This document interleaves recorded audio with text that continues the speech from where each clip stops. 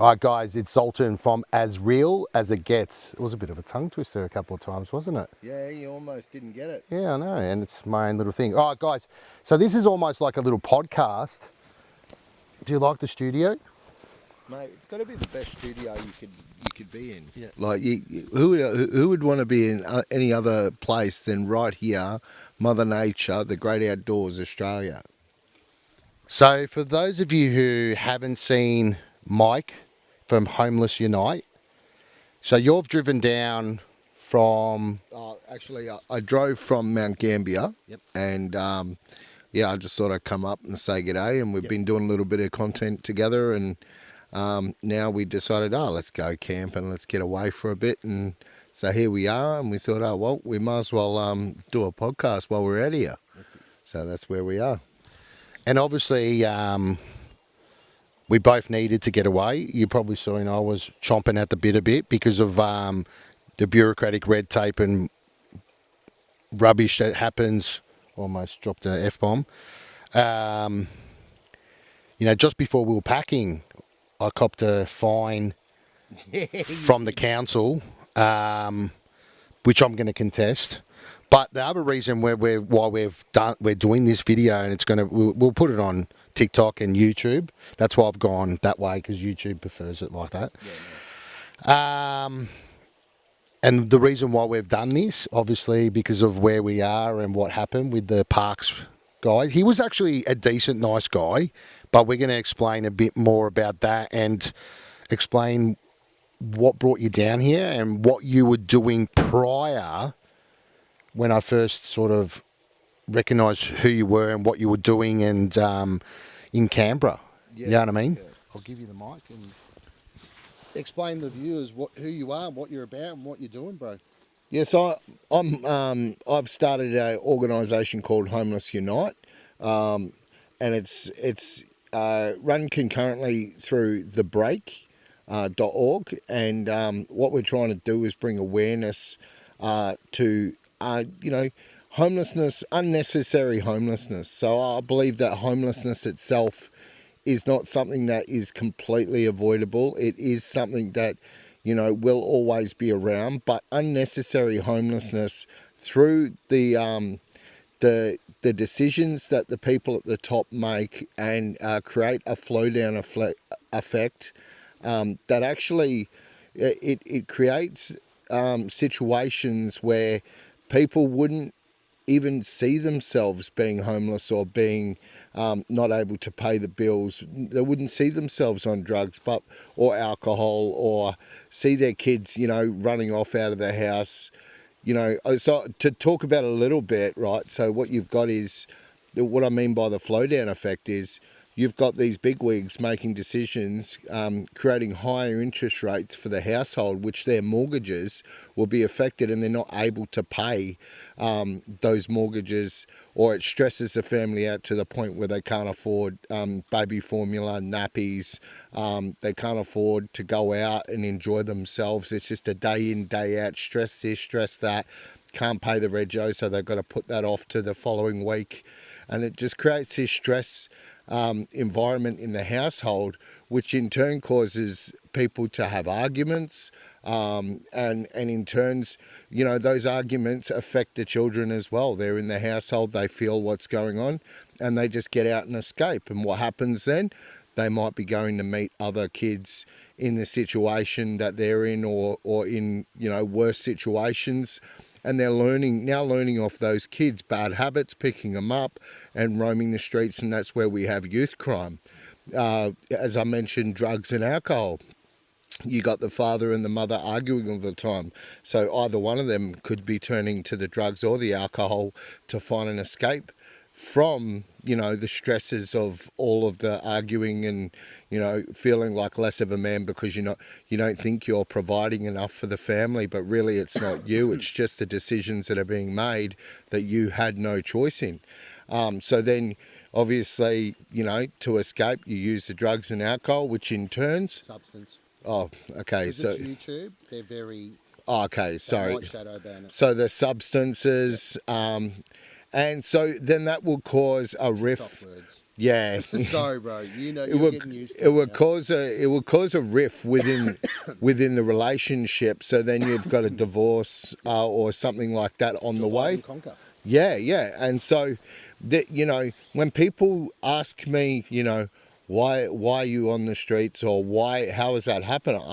I'm saying this is flow down effects. These are decisions that were made on my behalf. Not that I wanted it, or not that you wanted it to happen to you or you, but you've decided to take a direction because of those decisions they've made, and they might not be the right ones, but it's how you were able to cope with the decisions being made. And so if we really want to change what's going on, it starts at the top, the top level with the decision makers.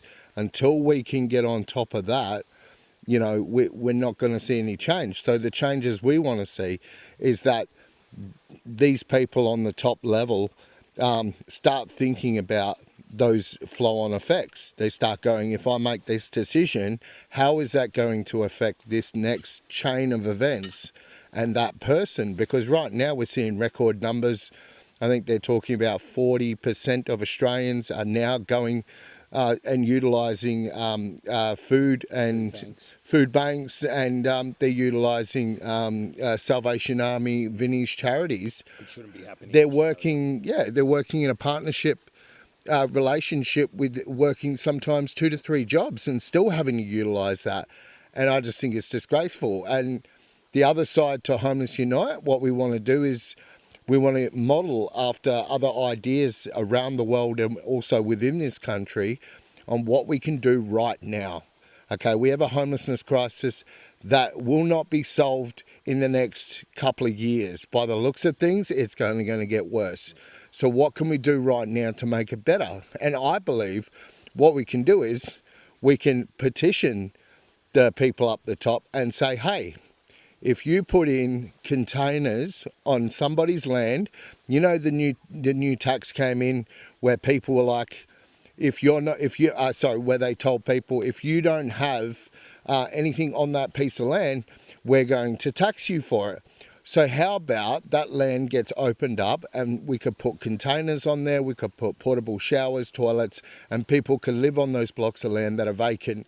And instead of that person having to pay tax, all that would happen is that they could open it up to someone that could live on there, have some portable toilets and stuff, and it might be subsidised, or you might take it out of your own pocket for someone to come out and change the system, or for the water to be connected. Things like that could make it a lot easier, have the electricity there, and then so young families wouldn't be struggling out in a car park getting fines because they're not supposed to do it. And they could be on that piece of land, and their children could have stability. And the other point of that is that, what are they doing right now in terms of like making things like this available? Nothing. All they're doing is creating the problems, saying we're building these places, which they're clearly not. Taxpayers are copying it big time, because they're trying to, they're paying the taxes that go into creating affordable housing, and it's not being spent in the right way. So why not actually start, admit, all I want for them to do is admit that they've screwed up and start making changes for right now, because we have suicide rates on the way up. Sorry, mate. Unaliving on the way up. And I feel like it's really a big problem because of these stresses. People, especially young men, but also women as well, they're not feeling like they're getting anywhere, and they're going to get anywhere, and they're not feeling like this country has their back anymore. So they're feeling like either they're going to leave this country, or they're just going to, end the situation altogether. And I think that needs to be taken a look at as well. Like, if you're not going to provide any solutions now, we're just going to see an increase of people, unaliving or, on the streets. And I think, so that's what we're trying to curb. So different ideas. There's an idea called safe space. in Tasmania. Yep, I think I've heard of them. Yeah, and so they open up a church or a building, and at night time you bring your stretcher in. They've got stretchers and they've got a couple of security at the door, and people come in and they can go to sleep at night inside. Why can't we have that in every town or every city in Australia, in big places, so at least people have a place to stay at night? Why can't we have, yeah, exactly. Why can't we have some of the caravan parks are on Crown land? Right now we're in a housing crisis. I understand people want to go on holiday, but do you really think that holidaying while somebody can't afford a house and we're in a crisis like this is that important compared to the fact that somebody needs somewhere to stay? I think that it should be opened up and subsidised so people can go into those caravan parks and have a subsidised rate so it doesn't go up and down and fluctuate with the holiday period. There's those ideas. There's the isolation that they did with number 19.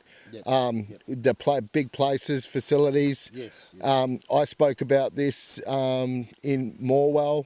And then a few people have spoken about it. Why can't they be opened up for people? What are they doing with those places now? Like they just sit vacant. Sitting there vacant. They just sit there vacant, and it's why can't they put dongers, toilets, and do all these mining camps?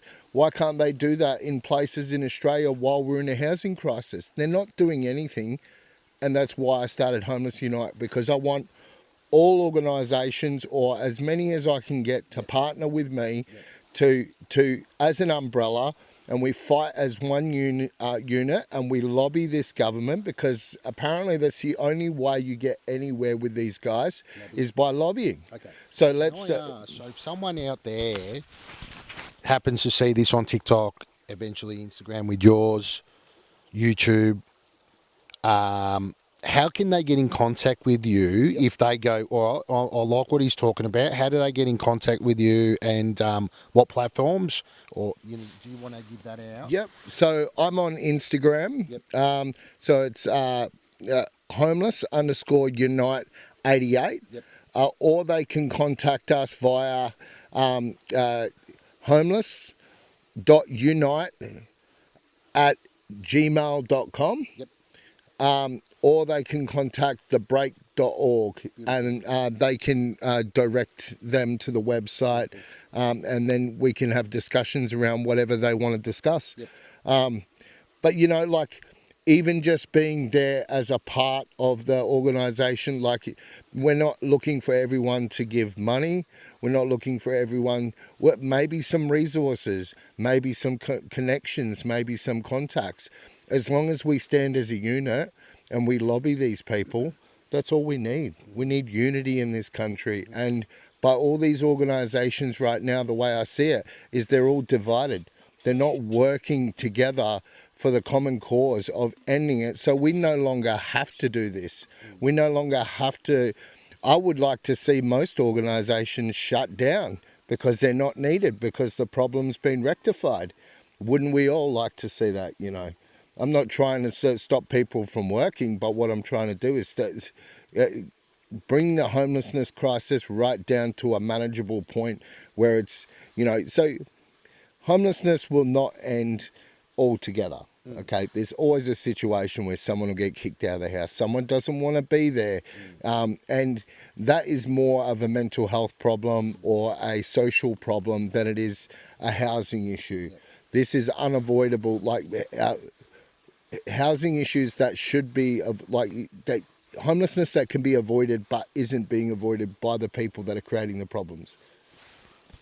I just want to ask a question. Obviously, you know that I sort of volunteered for a number of years feeding the less fortunate and rough sleepers, and I've done footage, videos on that, bringing awareness.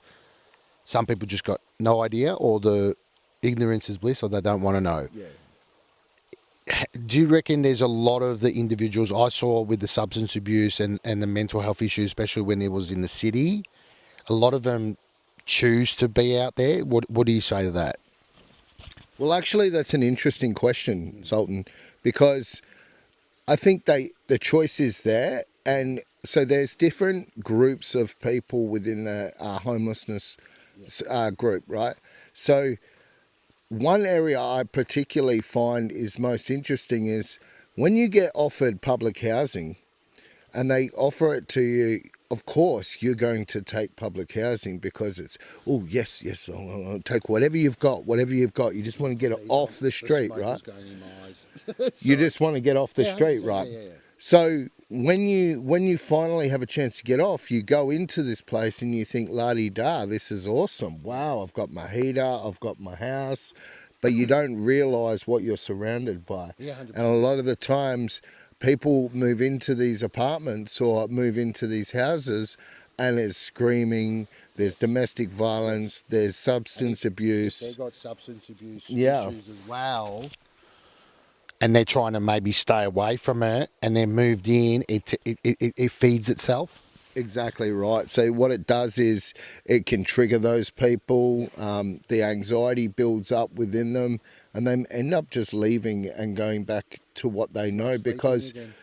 it was safer, So or they'll go back to rough sleeping. yeah, go back to rough sleeping because and also you had rough sleeping is I've been rough sleeping a lot of my life, and to be honest, you've heard of institutionalism. Yes. So when you get institutionalized, you feel like, okay, I just want to go back there because that's set routine. I know what's going of on. course. You know, it's regimented. Well, we've both done time. Yeah, so yeah. We know that. Exactly. But it's the same with homelessness. Yeah. You get used to it for so long. Yeah. Like I've found times of being in a house, like because I've had opportunities to stay in people's houses in rooms and stuff. Did you start feeling claustrophobic? Absolutely, yeah. I did feel like, okay, no, this isn't like. There was a time somebody paid, Samantha, a friend of mine, paid for accommodation at a hotel. I ended up sleeping on the couch in the hotel room. I don't know. I just felt more comfortable, or I might have been. But When you were going to go to a bed, because you're have you on and off your rough sleep for about how many years? So you probably felt weird jumping in a bed. True. Almost, somewhat. well, Did I say that, when or- I well, yeah. Was, So was there a bed there and you chose the couch? Was that correct? I Or did I misunderstand that? No. You're right. So Yeah. it does feel weird to sleep on a bed when you've slept a certain way for a long Yeah, of time. course, yeah, absolutely. And so I noticed that. Like I've been living on the streets. So I ran away from home when I was 13 years old. Yeah. I didn't like what was going on in the house. That's a story for another day. I'll get into. That's the next podcast. Yeah, and so I decided to live on the streets. I was in foster homes for a while, then I ended up in boys' shelters and stuff like that, and then eventually onto the streets. Yep. And then I realised, hey, you can work and stay in backpackers, so I did that, and I fixed my life up to the point where I was travelling around Australia working. I never really felt the need to have a base, but by the time I got to the feeling I want to have a base now, like I've been working hard, I got enough savings, all of this, Yeah. I couldn't get in. Okay. And it was like, well, what is even the point, man? Like, and then I started getting angry and I started diving down the rabbit hole, Yeah. and I just realized just how deep and dark these people are, and how we do need to unite as a whole to defeat these people that are creating these issues, which are creating unnecessary homelessness, unnecessary unalivings, unnecessary substance abuse. All of this is unnecessary. We are the richest country in the Southern Hemisphere, and we should not have any of these dramas. And this has all been coordinated. I even spoke to Malcolm Roberts Yep. on the phone twice, once with you, but once with my friend in Canberra. Yep.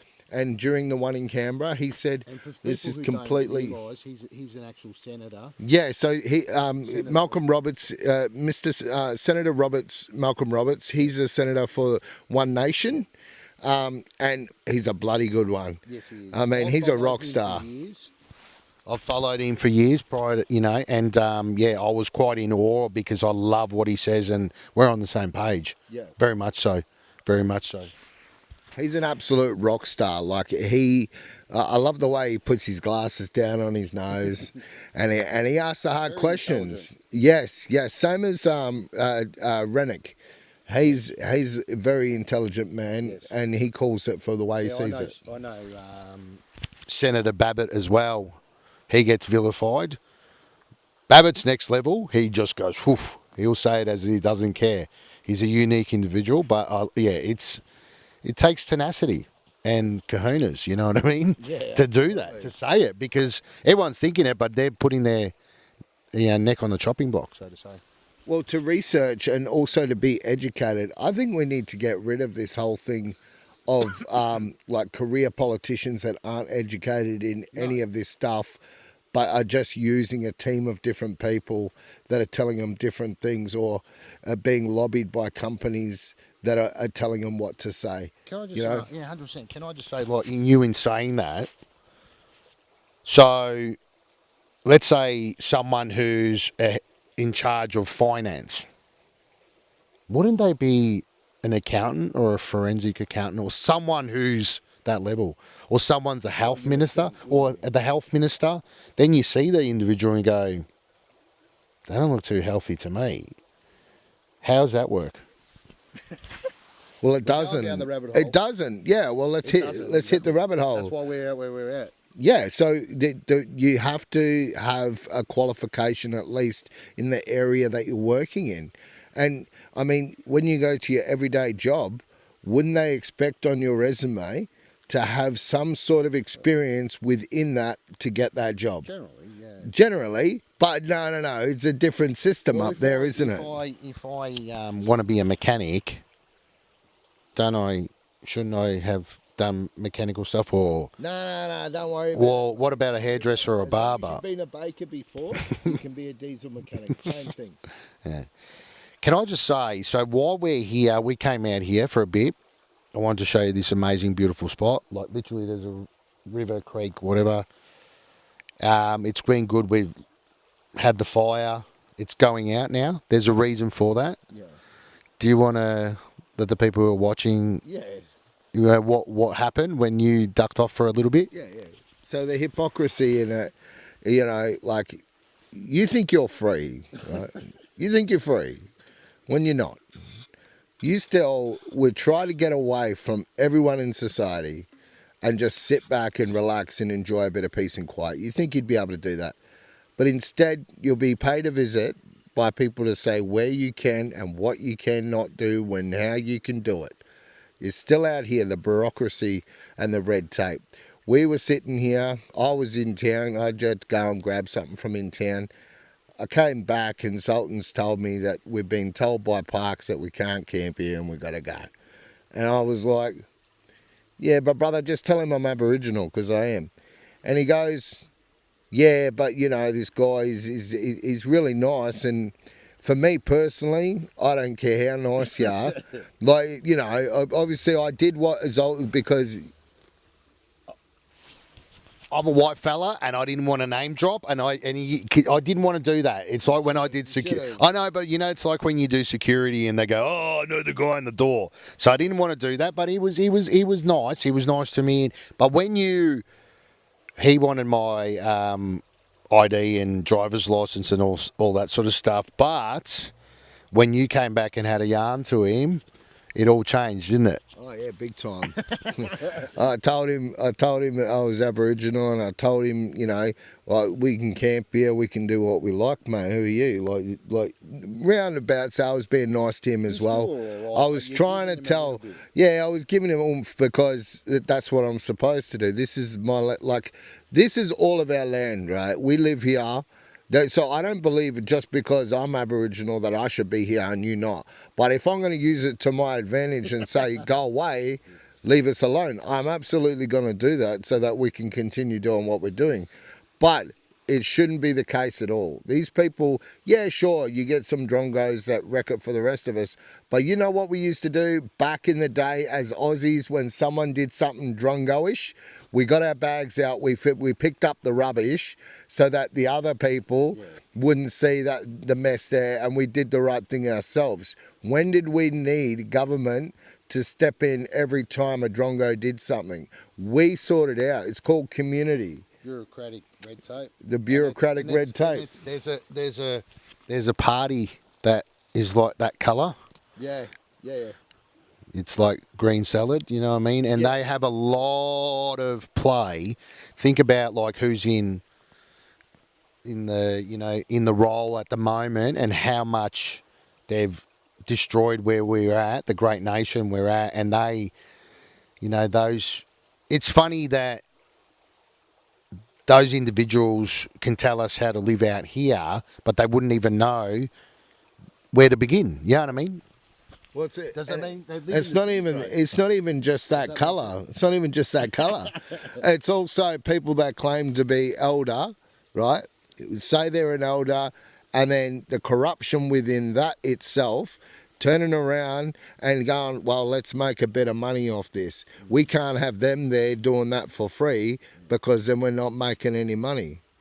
There's so much corruption in it. You wouldn't believe how much. Like we were talking the other day about Welcome to Country, and he didn't realise that Ernie Dingo, he made that thing so it was every time you went to a footy game, every time you got off the plane. About it, but I can't speculate, and I'm just a white fella, bro. I got to be, you know what I mean. You can say it. Were you born in this country? Yeah, bro. Do you know the definition of racism, right? The definition of racism is thinking that you're above somebody else to the point where you've got more rights than that person has. That is the absolute definition of it. And when they pull that card, like I don't like it. I hate it. I think get rid of it. We're all equal as Australians. If you are born in this country, you love this country. If you're a citizen of this country and you love this country, you should be treated the same as each other. But they have created the divide. Divide and conquer. Divide and conquer. It's all the same, brother. It's all the same. Because when you think about it, if we were born here, aren't we native to it as well? Yeah, and native to the land makes you an Aboriginal. Anyone that's born in this country is an Aboriginal in my eyes. You know, you could say you are, First Nation, but what does that really mean? Well, we were here first.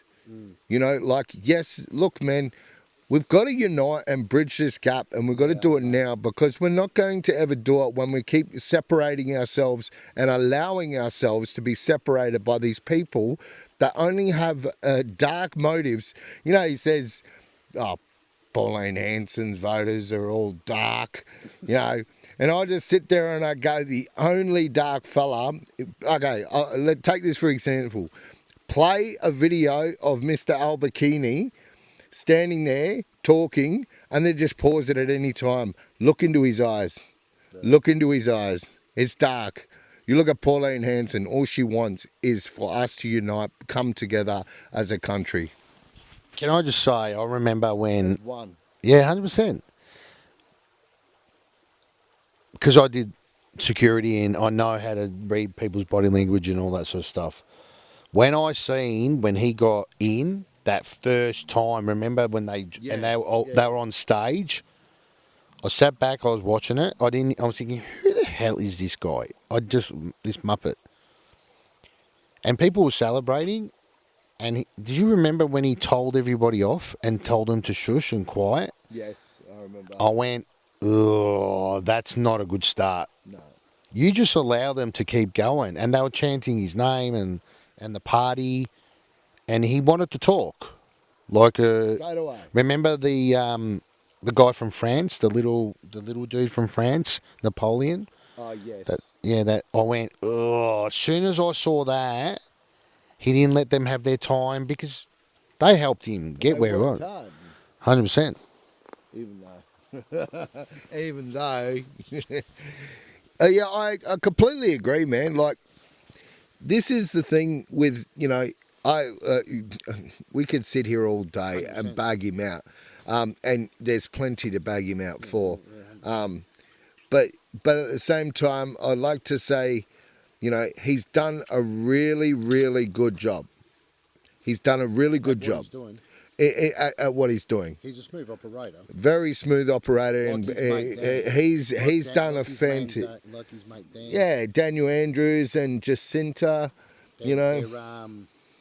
They play the card that there's not all the lights on but no one's home, but they're smooth operators, and I can't believe where we're at and how bad it's getting and how bad. I can't wait for November to rock up, bro. It's just enough's enough. It's enough's enough, man. But I'll tell you one thing, you know, November's coming up, and okay, good. You know, if that happens, we need it on a federal level. Can people? How exactly they got in is a mystery. Anyway, yeah. Anyway, how'd they get How'd in? you get in, bro? How'd you get in? Yeah, Just knocked a few trees down, got through.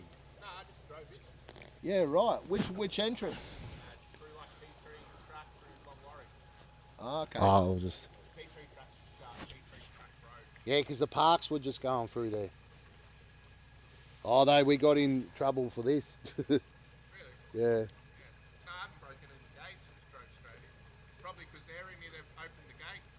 They normally lock it behind them. But what it could be is people use an angle grinder and cut the fucking gates. That's what happens. The gates get cut all the time. All the time. 100%. Nah, you're gonna have to go. Yeah, nah. They lock it. Yeah. So you get to have a bit more fun. Nice. Yeah. All right, mate. See ya. Mate. See you, bro. Did you turn it off? Yeah. Oh yeah, paused it. Yeah, pause Okay, it. sweet. I thought it would have been still been going. Nah, we'll wind it up because it'll go a bit longer. But what should we? What's my train of thought? Because people tune out after a while. Yeah. That's the thing. What else? We'll just talk about. We'll wrap it up. Yeah, so at the end I'll give another plug to Homeless Unite. Yeah. Them, but maybe you lived on the streets. Have I? Yeah. No. Okay. I've never rough sleep. I had my car. Ask me about what I did in Morwell because I did something there as well.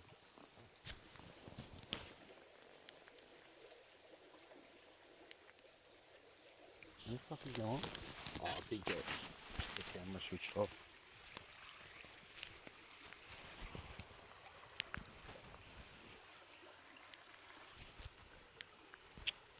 Fucking motherfucker. It recorded all that. Yeah.